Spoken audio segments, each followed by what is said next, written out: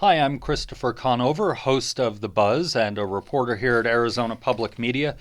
And this is a Buzz Extra. We've been spending the last 2 weeks on the show talking about what we've called border by the numbers or border behind the numbers. So we thought we would let you all behind the scenes a little bit with what it took to get this together and some things that, due to the changing nature of the border, didn't make it into the show. Joining me for this is my partner in crime, if you will, for this series, Alisa Reznick, our border reporter here at AZPM. Alisa, thanks so much for agreeing to sit down with us while we're still finishing up the show at this point. Couple of things left. That's true. But this is a show that you and I dreamt up in a Zoom conversation this summer, and we've been really working on it all summer long. Yeah, I mean, I think it was one of those projects that kind of got put in the back burner a little bit because obviously daily news is pretty busy. We've had Especially with COVID. exactly we've had the pandemic, we've had a new president come through, and it's just been a lot of different changes here in Arizona and nationally. Obviously, the border has also been in national focus, so certainly it is, part of our coverage. But it's been a little bit of a longer running project. But part of this that we kind of looked at is, you know, there is a huge depth of data that's available already on Customs and Border Protection's website. That can be data about anything from um, the type of arrests that are being made, the type of apprehensions that are being made, the people that are coming to the border, whether it's families, single adults, children, um, and also how that looks from sector to sector. So I think, at least as it relates to you, that was kind of something that piqued your interest, right? I mean, in terms of, um, you know, what was available and sort of this, what ends up kind of being a little bit of a rabbit hole of a website in terms of data. It So now that you've done that, is there anything kind of that sticks out to you? it really was a rabbit hole of data, as you said. The Customs and Border Protection has a lot of data on their website. As you said, everything from the number of apprehensions made U.S. Mexico border wide every month, every year, and it's broken down by sector. It's broken down by types of people they are picking up, be it single adults, families, unaccompanied children. They even break it down by nationality. And I think one of the things that really struck me on the apprehension data was the difference between each of the sectors. Tucson sector, as we talked about in last week's show, really has a lot of single adults. And we'll talk about it again in this week's show with regards to rescues and things like that. Whereas Yuma sector, where you and I went and visited in our reporting for the show, has many more families. The sectors are so different, and it even varies for the nationalities of people coming across, and that changed even month to month, where one sector would see a lot of people from Honduras, while another sector was seeing a lot of people from Mexico, and another sector was seeing a lot of people from Guatemala, all in the same month. So I think that was really something that struck me, how different every sector is. You can't talk about the US Mexico border as this single block entity. It varies from sector to sector. As our viewers on this and our listeners will hear, you and I took a helicopter flight this week with Border Patrol. And even within the Tucson sector, the Mm. terrain is different. Yeah. Everything on the east side of the Babaquivari Mountains, Mm. very, very lush right now because of all the rain, very, very green. But once we got over into the Cells area, it was much more like the desert we were used to looking to, less green. So I think that for me, from the data standpoint, the big takeaway was every sector is different and it's not a big block. And you have to look at individual sectors to really understand what's going on along the US Mexico border. And that really, really struck me Yeah. as we delved into it. Um, One of the things that was difficult for us during this was the changing nature of this story. Mm. It seemed like every day something happened at the national level that we had to account for within our reporting. Just this week, we had a U.S. Supreme Court ruling that deals with asylum seekers. There have been deadlines that have changed and come and gone regarding asylum seekers. And Alisa, that was something you really spent a lot of time reporting on and trying to figure out how to get in the show and keep the show timely without missing our deadlines. Sure. Yeah, you're right. That law, the Supreme Court decision this week, having to do with the migrant protection protocols, or better known as Remain in Mexico, is going to be huge for people who are trying to move through this process right now at the border to claim asylum.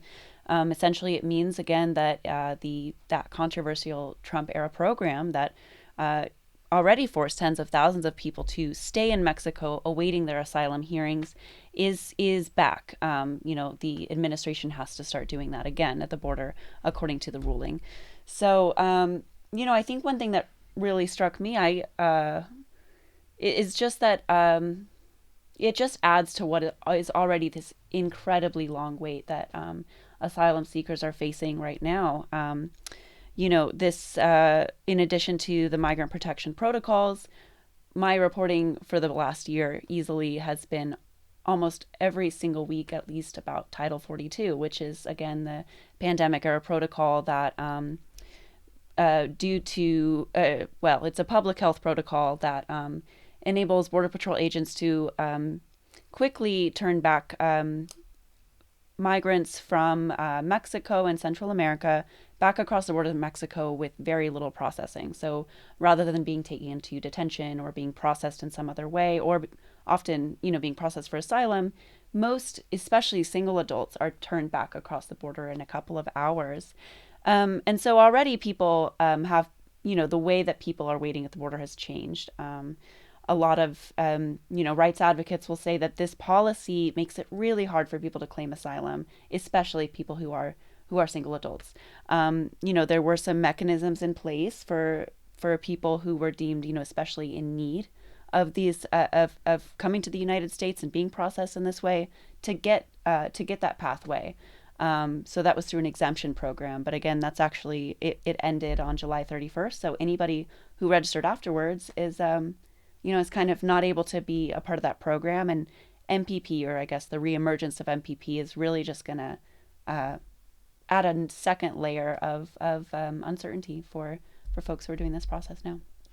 Giving folks a little bit of a preview of the next show, the show that airs tomorrow. Don't forget to tune in, NPR 89.1 at 8:30 tomorrow morning, or wherever you get your podcasts.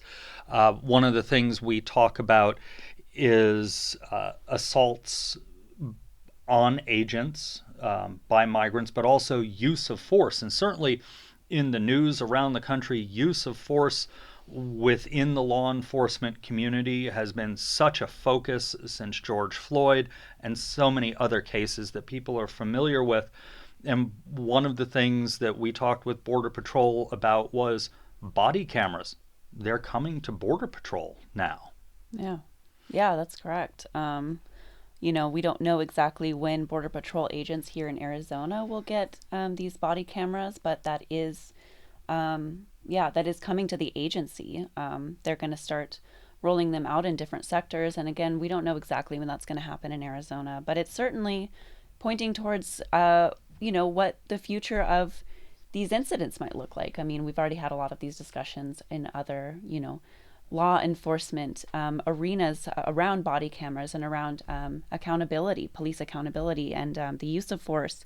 I guess as someone who covers, the military a lot here, I've covered that for a long time, and law enforcement. How do you think, the Border Patrol and, U.S. Customs and Border Protection is one of the largest, if not the largest law enforcement agency in the country, but they're right along the border, but also still here in the United States. They're not quite military, but they are, a different entity of law enforcement. Where do you see that agency fitting? I mean, given other entities that you've covered. Well, like you said, Border Patrol, Customs and Border Protection, and all the agents within the multiple agencies that fall under Customs and Border Protection is probably one of the largest law enforcement agencies overall in the country. And at the end of the day, what struck me is it's very similar to, for the agents, at least the agents that I've met over the years and in the reporting for these two shows, it's similar to other law enforcement agencies. When you talk to the agents, the way they view their jobs, the way they do their jobs, um, of course, they all have opinions about varying policy, as everybody does, but they also don't tend to talk about it a lot, not the agents at least. They leave that to the higher ups and they stay out. One of the things that struck me that I hadn't really thought about was their tracking of migrants coming across the desert. I'd never thought about some of the difficulties on that. When we were up in the helicopter, they were looking for a group of people. And I thought, well, this should be fairly easy to find from the air. And I found it was hard to find the agents on the ground, let alone other people. They also, it seems, are similar to state troopers in the sense of very often they are out in more rural areas, at least in the Tucson sector. The San Diego sector is much more urban because it includes San Diego, which is a border town or border city. So there sometimes they have to wait a long time for backup. There aren't big groups of agents, or police officers. Tucson police, there are lots of them in, out on the street in Tucson at any given time. There are fewer Border Patrol agents next to each other. They're not as tightly clustered, which I found interesting also. And it seems like the problems that Border Patrol has is reflective of law enforcement all over the country. We get into use of force this week and complaints against Border Patrol agents and use of force. And as we said, we've heard this in law enforcement agencies. We've heard it in city of Tucson police officers within the last 12 months. Obviously, all over the country, we've heard about it. So in many ways, even though they are such a large agency, a lot of the issues they have, positive and negative, seem reflective of law enforcement everywhere. As we wrap this up, I want to come back to you to talk about oversight. Congress is working its way through a budget process. It's political, it's tied up, it's slow, it's fast, it's slow, it's fast. But there is money for oversight and in reconciliation, correct? That's certainly what rights advocates here in Arizona border towns want to see happen in terms of some of that money that will be directed to CBP going directly towards things like the Office of Inspector General or the Office of Professional Responsibility. Those are two kind of watchdog agencies that are supposed to oversee how federal agencies conduct operations on the day to day. They're also the folks that would respond to complaints that are filed by people who had a use of force incident or or any sort of negative encounter with with a federal agent like a border patrol agent could be subject to a complaint filing system like this. And I spoke with, for this story anyway, a couple of people whose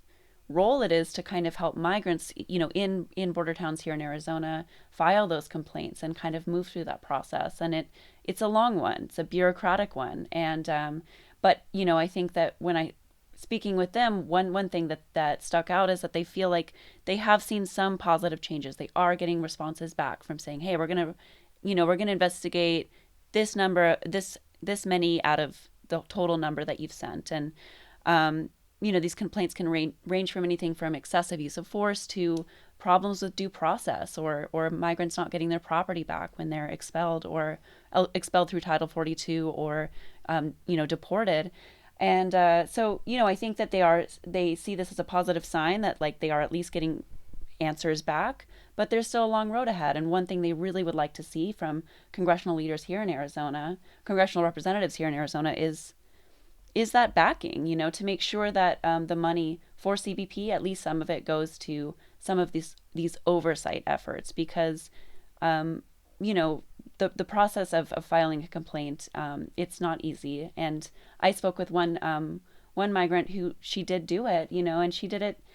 I think, as other advocates said, like, a lot of people do it to help other migrants so that they don't get in this situation. But it's a process that could take years, and so people just they don't have that time to wait, and they also are nervous of being put into a system that they aren't sure how that's going to be recorded, or whether their names will be used. So there's a lot of questions, but I think that one thing activists who are trying to help, and migrants themselves, probably would like to see is just you know those funds being directed to that effort.